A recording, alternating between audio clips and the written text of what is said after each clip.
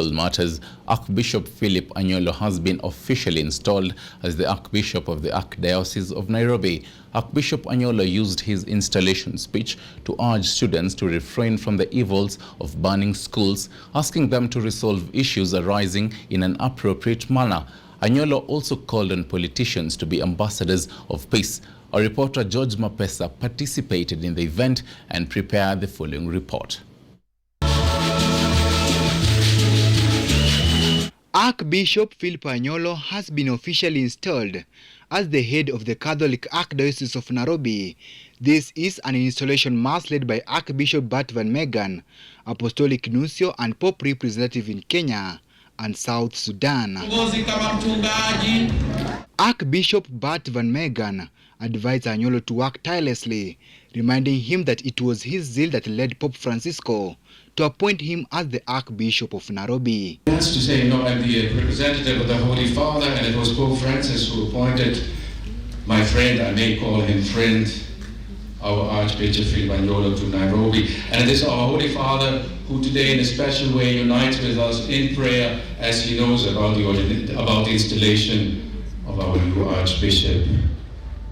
Pope Francis is with us here today in the spirit. In his installation speech, the new Archbishop of the Archdiocese of Nairobi, Philip Anyolo, urged the students in the country to abide by the law and solve their problems without burning down schools. I also want to address you.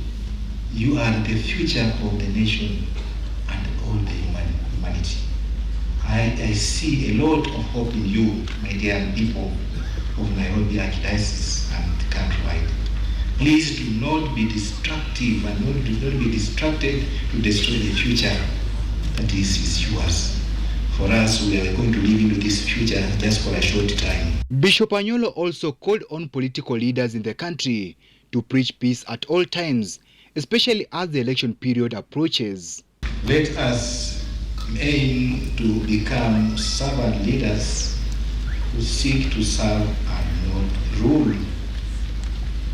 Leaders who are forthright and accountable to the people.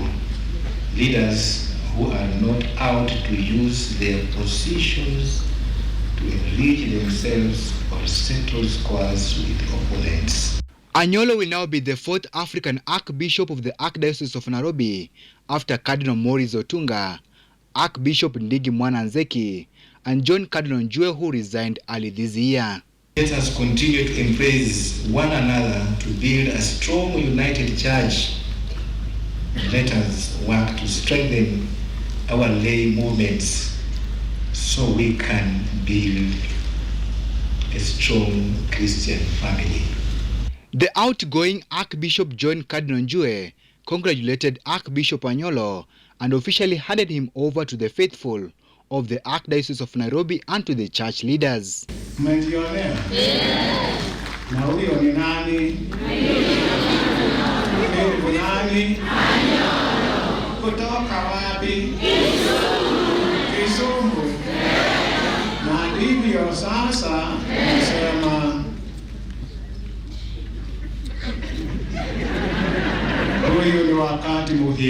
Bishop Anyolo has promised to work with other leaders in Nairobi Archdiocese in spreading the gospel. Anyolo has also called on students to work together and find other ways of solving issues rather than burning down schools. George Mapesa, KUTV, Nairobi. Thank you very much for that story, George Mapesa, and congratulations to you. And speaking of matters, congratulations. President Uhuru Kenyatta has congratulated Archbishop Philip Anyolo, who has been installed as Nairobi Archbishop. The president was represented by Energy Cabinet Secretary Monica Juma, who read the congratulatory message. In his message, the president has directed the church to help the country in fighting corruption.